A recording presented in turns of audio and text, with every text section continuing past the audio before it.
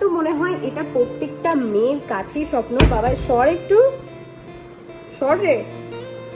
যে কিছু থাকুক না থাকুক যেন আলমারি ভর্তি প্রত্যেকটা কালারের একটা করে শাড়ি থাকে। আমি বিয়ের আগে তো খুব একটা শাড়ি কিনতাম না, তো বিয়ে আমার 3 বছর হয়ে গেছে, 3 বছর বিয়ে হয়ে গেছে।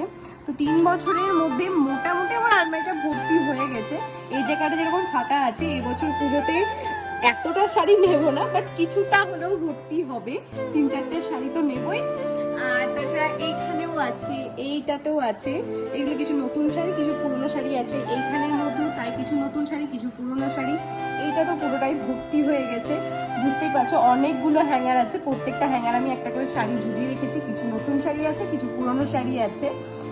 তো এটা মনে হয় যে প্রত্যেকটা মেয়ের কাছে স্বপ্ন যে প্রত্যেকটা কালারের শাড়ি যেন আলমারিতে পুরো ভর্তি থাকে।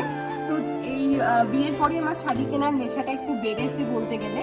যেরকম এখানটাতেও আমার ভর্তি আছে, এটা আর কি টুকটাক যাওয়ার জন্য এইসব শাড়িগুলোই আছে এখানে। আমি নতুন আমার নাইটি ব্লাউজ এগুলোই রাখি। আমি এমনকি কালার খুঁজি যে কোন কালারটা আমার কাছে নেই। আমি চাই মানে সব মেয়েদের মতন আমিও চাই যে না প্রত্যেকটা কালারের শাড়ি যেন আমার ওয়ার্ড্রপে থাকে। তো দেখো এই হচ্ছে, এখানে অনেকগুলো নতুন শাড়ি আছে আমার, যেগুলো এবছর পুজোতে পরবো। ভেবো না যে আমি এখন কিনেছি, এগুলো হয়তো কেউ দিয়েছে বা আমি আগের বছর হয়তো কিনেছিলাম, পরা হয়নি। মানে শাড়িটা একদমই খুব একটা পরা হয়ও না, তো সেজন্য অনেকগুলোই নতুন শাড়িও আছে।